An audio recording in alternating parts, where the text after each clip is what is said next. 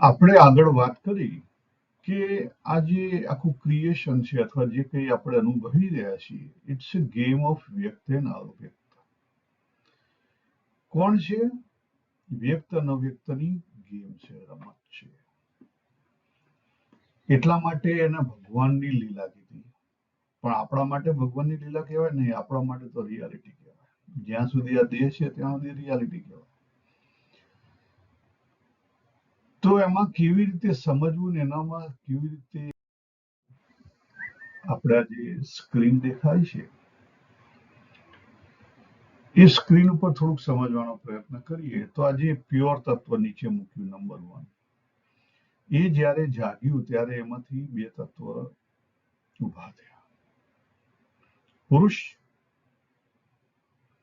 એને સાથે આવીશું પ્રકૃતિ, એને ખબર પડી કે મારી સાથે કોણ છે? મારી પ્રકૃતિ છે. અને પ્રકૃતિ પણ જેવી પ્રકૃતિ ની ખબર પડી એવી પ્રકૃતિ શું થયું? રેલાવા માંડી. આપણે જોયું કે શક્તિ ઓલવેઝ રેલાય. અને રેલાણી એટલે આખો સંસાર ઉભો છે. જો અહીંયા બતાવ્યું છે આખો સંસાર ઉભો છે. નંબર 3 એને શું કહી શકાય કે પુરુષે પ્રકૃતિ ધારણ કરી. ડાન્સ મોડ, ડાન્સ કરવા માંડ્યા. નટરાજ, ડાન્સ અને ડાન્સર અલગ નથી. ડાન્સ ચાલે, બરાબર. એ ડાન્સની અંદર આપણે એક છીએ, જો અહીંયા બતાવ્યું જીવ તરીકે. પણ આપણે આપણો પોતાનો ડાન્સ ચાલુ કર્યો. શું કર્યું? આપણે આપણો પોતાનો ડાન્સ ચાલુ કર્યો અને અહીંયા આવી ગયા. આપણે આપણો પોતાનો ડાન્સ ચાલુ કર્યો. એટલે પાણીની અંદર પેલી ભમરી હોય ને એ પ્રમાણે આપણે આપણું પોતાનું અસ્તિત્વ ચાલુ કર્યું જન્મ્યા ત્યારથી. અને આપણે શું ધારણ કર્યું? આપણી પોતાની પ્રકૃતિ ધારણ કરી કે હું કોકનો છોકરો છું, મારું નામ બાબુ છે, બરાબર. હું હિન્દુ કડવા પાટીદાર છું, હું ઇન્ડિયન છું. આ બધી વસ્તુઓ આપણે ધારણ કરવા માંડી. પછી કે હું સ્વામિનારાયણ છું. આ બધી વસ્તુઓ આપણે ધારણ કરવા માંડી. બન્યા. શું થયું? આપણે બન્યા, જીવ બન્યો. આપણે આપણી કોઝાલિટી લઈને આવ્યા અને પાછું બીજું નવું ધારણ કર્યું. અને એની અંદર જ આખી આ ગેમ આપણે રમવાની ચાલુ કરી. એટલે જીવને પોતાની કોઝાલિટી છે.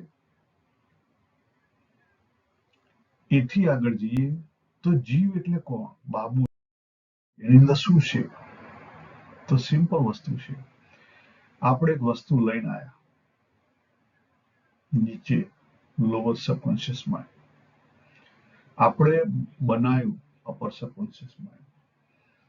આપણે ડેવલપ કર્યું 1 થી 3 વર્ષ 5 વર્ષ સુધી ઇમોશનલ માઇન્ડ આપણે ડેવલપ કર્યું. અને સમાજે પણ આપણને આપણી બિલીફ સિસ્ટમ પ્રમાણે આપ્યું. શું આપ્યું? Logical mind. આપણી માન્યતાઓ, બિલીફો બધી ક્યાં ભરેલી છે? ત્યાં બધી ભરેલી છે. અને એ કેવી થઈ? ઘૂંટણી અંદર ગઈ, અપર સબકોન્શિયસ માઇન્ડ બની.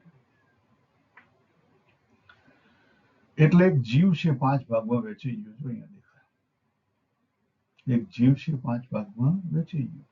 બીજા શબ્દોમાં આપણને કહે છે કે ભાઈ આપણે આપણી પ્રકૃતિના 3 ભાગ છે.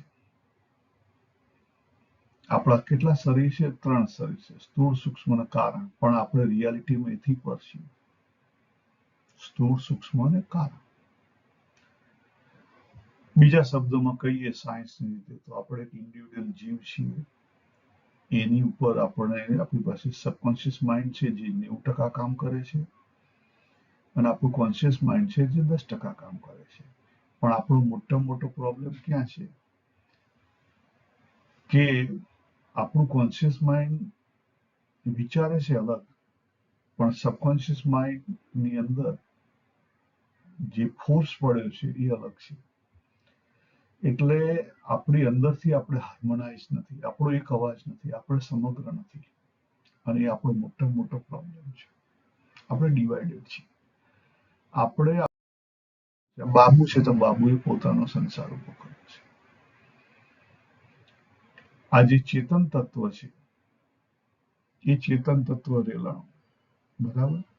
બુદ્ધિમાં આવ્યું, બુદ્ધિમાંથી પછી માઇન્ડમાં આવ્યું, રાઈટ, પછી ચિત્તમાં આવ્યું, રાઈટ, એને એમ કરી કરીને રેલાણું છે તે આઈ સેન્સ ની ઇન્દ્રિયોથી બહાર નીકળ્યું, બધા રિલેશનશીપ ઉભા કરે.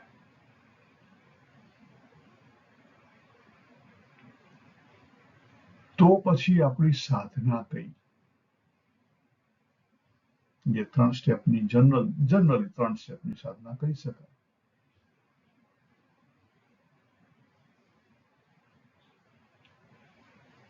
આપણે જે બિલીફો ઊભી કરીએ, બિલીફો કેવી રીતે નીકળે અથવા એને કેવી રીતે ચેન્જ કરવી, અને સાધના કઈ છે એ પણ સમજવી જરૂરી છે. નહીં તો શું થાય કે આપણે બીજાને જોઈને આપણે પોતે પ્રોબ્લેમમાં હલવાઈ જઈએ. ખ્યાલ આવે? તો આપણે જોઈએ કે